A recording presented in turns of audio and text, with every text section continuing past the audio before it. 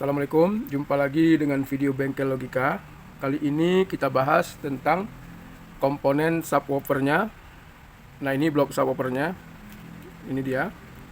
Sampai kemari. Nah, ini. Lalu ada pengontrol volumenya. Ini dia, pengontrol volume. Dia hanya potensius sebetulnya ini. Kemudian kita lihat ada beberapa komponen di sini. Transistor. Lalu ada dioda jener, ada transistor lagi di sini. Nah, kemudian penguat preamp-nya adalah IC ini. Kemudian kalau kita lihat di sini, nah kapasitor ini, jadi biasanya nada bass itu dihasilkan dari kapasitor Mylar seperti ini. Nah, kita perlu lihat kode komponen ini. Nah, ini IC preamp-nya, lalu transistornya.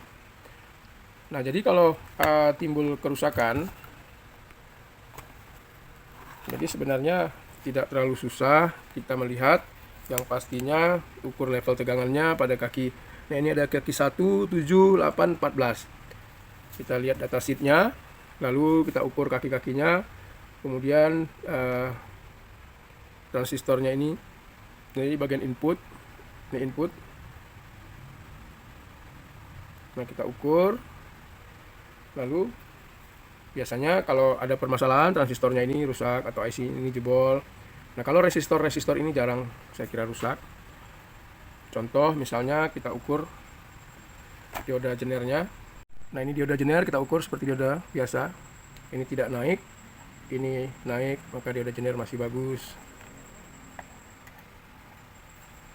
Nah, ini sama, kemudian ini tidak naik, ini harus naik. Nah, ini bagus berarti.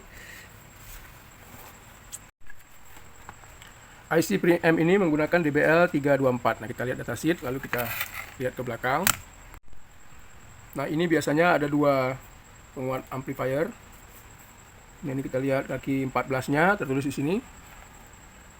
Lalu kaki 8. Nah, ini kita lihat dari input. Sedangkan ini untuk LED ini. Dari sini kemari, ke sini, ke sini, ke sini, dan ini dihubungkan kemari. Terkait ke sini. Jadi komponennya bisa kita lacak. Ini ke sini ada kapasitor. Nah, nilai kapasitor ini bisa kita rubah lebih besar sedikit ataupun lebih kecil sedikit kalau inputnya kurang sesuai hasilnya. Ini sama, keluarannya ini diinputkan ke inputnya IC STK. Nah, tapi untuk pastinya kita tentukan dulu kaki-kakinya. Ini kita lihat dari diagramnya supaya tidak salah. Bagaimana cara kita mengetahui IC ini rusak? Pertama, ada tanda di bodinya IC itu seperti pecah. Nah, kalau kita pegang panas atau IC ini dingin sama sekali pada saat sudah bekerja. Nah, atau kita ukur tegangan pada VCC. Kemudian outputnya, nah tegangannya kecil ya, karena ini penguat awal preamp. Yang pastinya tadi kita sudah tes pada bagian sebelumnya, IC ini masih normal. Tinggal dites ke speaker yang sebenarnya, lalu diberi input yang dari audio in.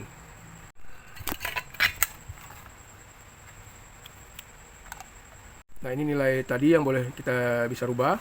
Sedangkan ini sebagai penstabil 220 mikro, kapasitor nano 220 nano. Nah, ini bisa juga dicoba ganti. Nah, ini kemudian ini dengan nilai yang lebih besar ataupun lebih kecil.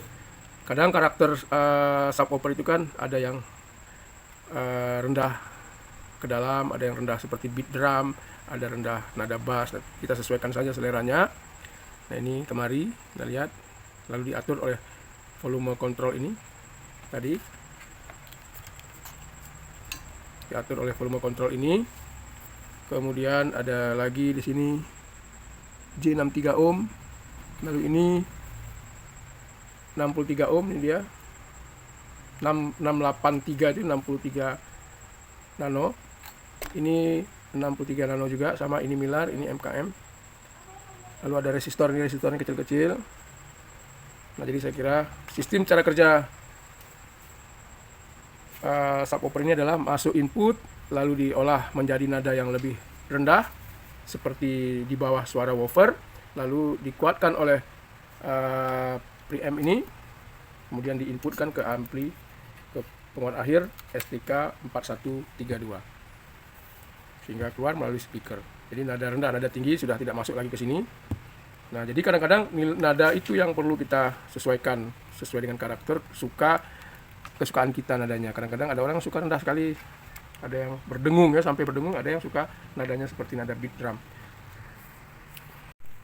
Demikianlah sedikit informasi.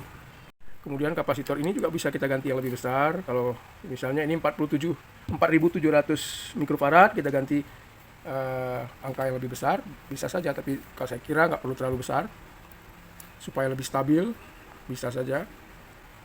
Semoga informasi ini ada manfaatnya. Assalamualaikum.